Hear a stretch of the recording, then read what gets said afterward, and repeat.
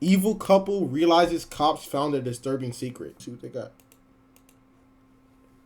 Stab holes through the wall, like 50 of them. He sees this, I'm a target. He sees this, he's gonna come after me.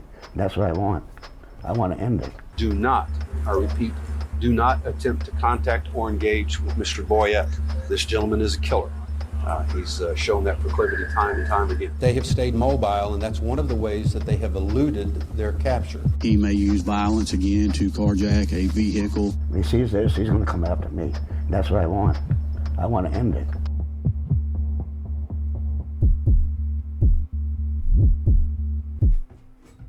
On January 31st, 2017, at exactly 7:31 a.m., an employee at the Emerald Sands Inn in Milton, Florida, heard several gunshots coming from one of their rooms. They immediately dialed 911. Sheriff's Office, emergency. It's Emerald Sands. My manager said to call you. I had a desk call me and tell me that they heard multiple gunshots coming from a room. So I grabbed my key and I went down there and I knocked 3 different times like I was supposed to.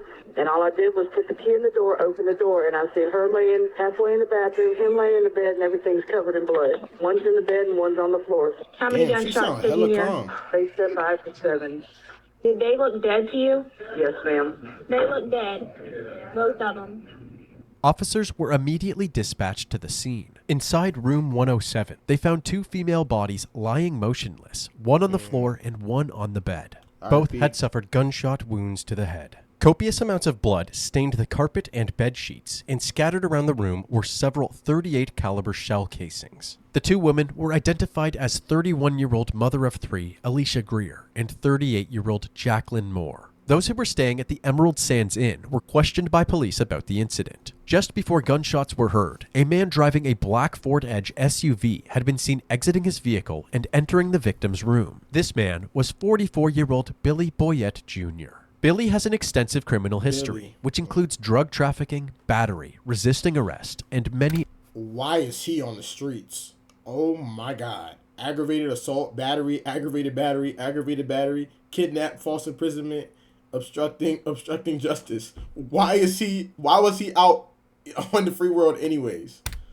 other charges. He had recently been released from prison, but there was a pending warrant for his arrest. It turns out that Billy Boyette was Alicia's abusive boyfriend and had assaulted Alicia after accusing her of stealing his drugs and money. She was hospitalized due to her injuries, and 10 days before her murder, she filed multiple charges against Billy. Fearing for her life, she initially hid at her mother's house before seeking refuge at the Emerald Sands Inn with her friend Jacqueline. With this new information, police had their first suspect, and a search for Billy Boyette began. Deputies are looking for William Boyette Jr., a person of interest in the case. He's considered armed and dangerous. 2 days later, on February 2nd, 2017, police received a tip that a black Ford Edge SUV was spotted at a Walmart in Crestview, Florida, 30 miles from the Emerald Sands Inn. Police quickly gained access to the parking lot surveillance footage. A passenger is seen exiting the vehicle and entering the Walmart. Inside the store, the passenger was recorded pacing the aisles before eventually purchasing some camping supplies and over 100 rounds of .38 caliber ammunition. From Detectives Walmart? were able to... Wait, Walmart sells ammunition?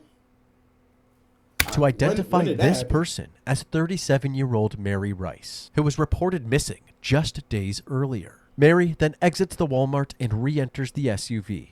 Concerned that she could be Billy's next victim, the police pressed on with their search. The next day, on February 3rd, 2017, the detectives were called to another crime scene just over state lines in Lillian, Alabama. While returning home from her night shift at 7:15 a.m., 52-year-old Peggy Brose had been shot in the face right in her front yard. The bullet shell at the scene indicated that she had been R.I.P. shot Peggy. with a .38 caliber firearm, the same caliber used in the shooting of Alicia and Jacqueline. Her keys and vehicle, a white Chrysler Concorde, were missing.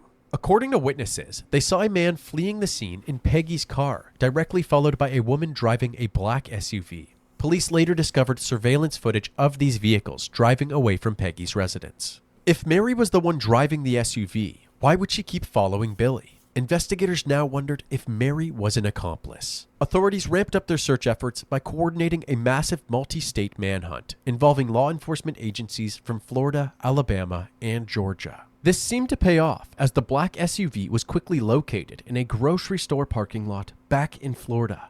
The police obtained footage from this parking lot surveillance camera, and the two vehicles can be seen pulling in shortly after Peggy's death. Billy exits the white Chrysler, and Mary exits the black SUV. The two then transfer items from the SUV to the Chrysler before driving off, heading east into Pensacola, Florida. With a murder spree unfolding... Did they not know that, like, their DNA would have been on the car? Like...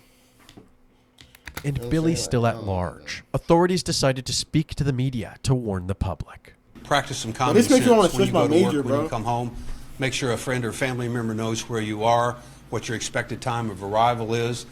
Again, these may seem like measures in the extreme, but we're dealing with an extreme situation here. The Escambia County Sheriff's Office offered a reward of $21,000 for any information leading to the arrest of Billy Boyette, and made it clear that he was armed and extremely dangerous. As the search continued, investigators wondered how Billy and Mary were connected. While Billy was staying at the same prison as Mary's brother, the two crossed paths during a visitation. They quickly became pen pals and continued communicating following his release in 2016.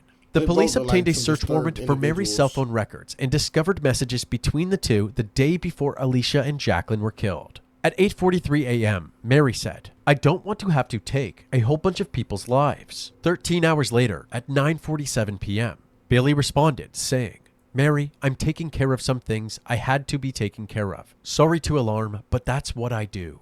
After discovering these messages, Mary officially became a suspect as an accomplice in the murders. On February 4th, 2017, a man contacted the authorities to report Peggy's white Chrysler abandoned in a field in Florida. I found the car that's linked to the murder from yesterday. Is there anybody in it or is it just abandoned? I don't know. Trees are covering the whole car except for the back side and the tag. I got close enough to see the tag, and that's it.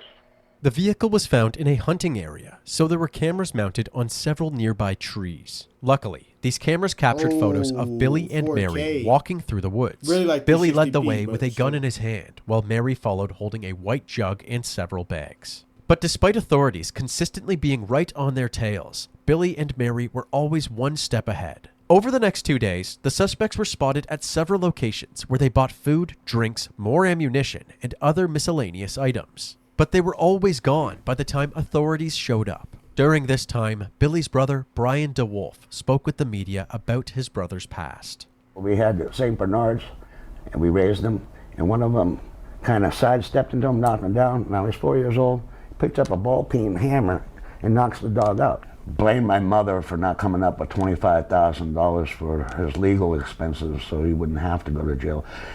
Everything is always somebody else's fault. Somebody made him do it. He's never admitted to doing nothing wrong. I couldn't believe the last time he stabbed up the girl, and I figured he's gone. The federal judge said, "I'll see you in here again. You're gone for the rest of your life." Yeah. But they couldn't get her. I'm not like that's the government fault, nigga. Why is she still on the streets, bro? Because she Nigga was a should not be on the criminal, streets. and so they couldn't prosecute him. Even though they had the police there, crime scene photos of blood everywhere at my parents' house. Stab holes through the wall, like 50 of them. This man, when he sees this, I'm a target. When he sees this, he's going to come after me. And that's what I want. I want to end it. Soon after, on February 6th, 2017, at around 6:45 a.m., authorities received a call about another possible victim of Billy's, this time in Beulah, Florida. Do you know what happened to her? I don't know. Okay, so she's been hurt and her vehicle is also missing? Yes. The voice you just heard in this call belongs to the sister of 28-year-old Kayla Crocker. Kayla didn't show up to work that morning, and with the murder spree all over the news, her mother and sister decided to check up on her. Bro. Inside Kayla's bedroom, her 2-year-old son was unharmed in his that's crib. bro. Next to the crib was Kayla, bound with white rope and a gunshot wound to the head. The bullets collected at the scene once again indicated that a .38 caliber firearm was used. Also, Kayla's white 2006 Chevrolet Cobalt had been stolen. According to her neighbors, two people who looked like Billy and Mary had shown up at her house, leaving shortly after with the vehicle. Kayla clung to life for over 24 hours, but she ultimately succumbed to her injuries. R.I.P. 4 Kayla. victims in just 6 days. Authorities were desperate to apprehend Billy and Mary, fearing the possibility of more victims. Do not, I repeat, do not attempt to contact or engage with Mr. Boyette. This gentleman has gone far and above, what we normally deem as incorrigible. This gentleman is a killer. He's shown that proclivity time and time again. He is armed and very dangerous.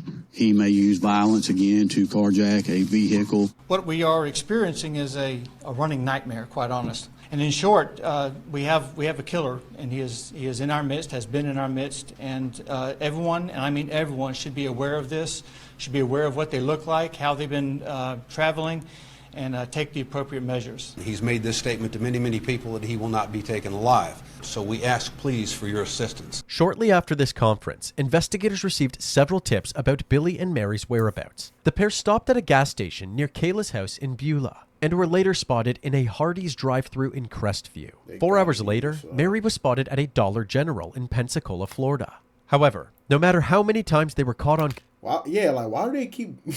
they're like begging to be caught, bro. Like, at least, like, if you're trying to run away, stop going to all these places with all these cameras.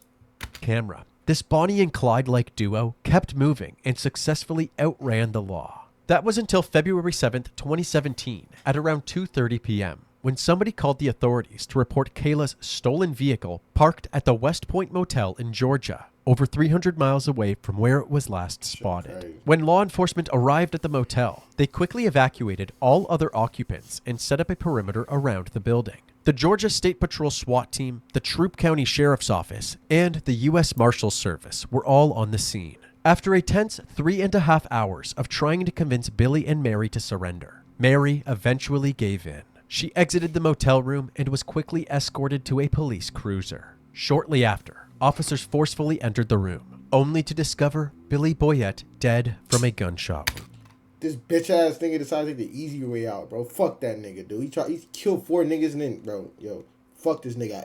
We already know where he at right now. The nigga burning in hell right now, but fuck that nigga, bro. Police gathered all evidence from the room, including blood samples, a .38 caliber firearm, several drugs, and an assault rifle. According to the motel staff, Mary, disguised as Kayla Crocker, used her identification and credit card to check in to the motel. But after 8 days on the run, she was finally captured and taken to a local detention facility. The manhunt for a triple murder suspect and his alleged accomplice is over. Billy Boyett is dead. Mary Rice is in custody. She was checked out by EMS, no apparent injuries. While in custody, she made allegations against Billy Boyett, claiming that he had held her against her will and assaulted her. I didn't do anything. Yeah, man. He beat me up, man. He beat to help me, like almost every day. The day after her arrest, Mary was brought into the interrogation room for questioning. Keep in mind, Mary is unaware that the detectives have followed her movements using video surveillance. I mean, I didn't know what to do. I'm there in my house by myself, you know. So I let him in, and he came in, and he had blood on the side of his head. And he was like breaking out, pacing the floors, and he had a gun. Now she's lying. No, I just woke up, got this gun in my face. And the next thing I know, we're getting into a vehicle. To your knowledge, did the incident at the Emerald Sands Inn, did that happen before he picked you up? Yes. Yes. To my knowledge. Fuck out of here. All right, where did you go from there? She don't got no knowledge. Maybe go into a long.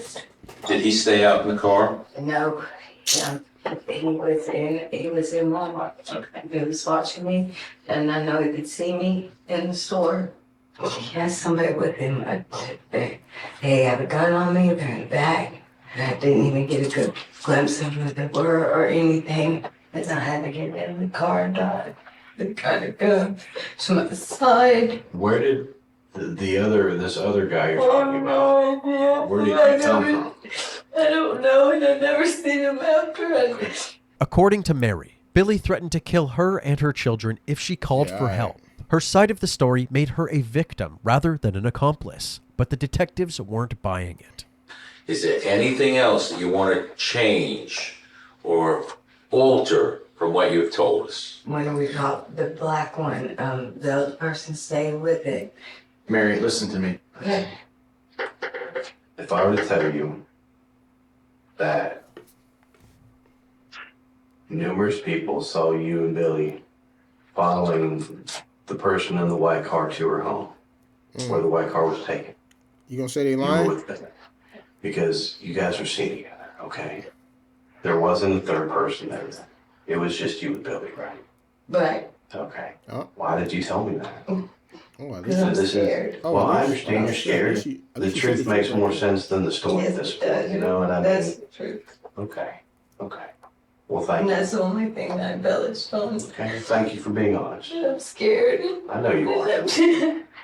After calling out a crack in Mary's story, they continued to apply pressure by asking her about the murders, starting with Peggy. So, Mary, Yeah, like why just they look kill at me her? and let's be honest with each other right now. That's what I'm trying to figure out. Somebody got hurt. Okay. What do you remember about that? Gunshot. You heard a gunshot. Yeah. Okay. Told him fall and gasped it. Which car were you driving? I had to drive the black one. He was in a white one. And you followed him, and that's when you pulled into a parking lot, you said? She could have left at any time, At first, especially if she he was in had me that grab car. some stuff and throw it in there. That's when he hit me, and then he goes, no, never mind. And he grabs me and puts me in the white car. It was like he'd have an ice belly, and then you'd have like Jekyll and Hyde, for real. Notice how Mary tells the detectives that everything she did was Billy's idea. Told him fall and gasped it.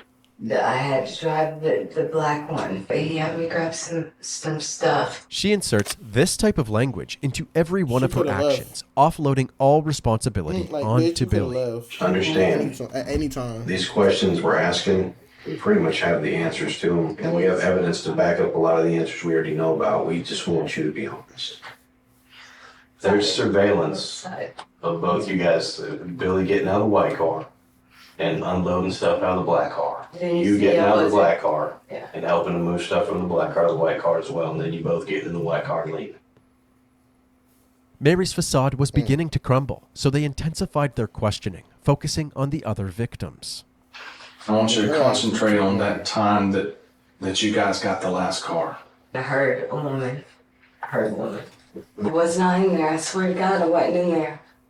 I wasn't. Look, I'm telling you, I didn't witness any. I'm not here to judge you by any means, okay?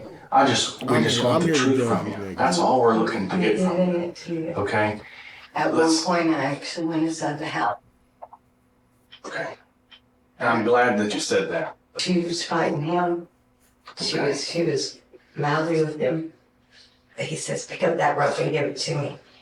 He tied her up, and I just did the bow in the back of tied a little bow. I mean, to where she could get out. Now, when Billy tied her up, or when you guys tied her up, because you helped tie her up, you said you tied the bow in the back, even though she could get it out if she wanted to. Yes. Okay. Was the guns loaded at that particular time? Yes, he always kept them loaded. He did. I wasn't in the house though after that. He made me leave. I went outside and I threw the stuff in the car, and before I could turn around, I hear a gunshot. He comes out and he said she shouldn't have backtalked me. She was gonna call him out. I couldn't trust her. After several hours of vigorous questioning, Mary became overwhelmed with emotion. He's a monster. He's serious about everything he says. He was gonna kill me. She's a monster. Or I would have, you know what? Me? If I didn't do what he said, only by God's grace am I sitting here today. Detectives believed that they had gathered enough information and concluded the interview. Thank you for your cooperation.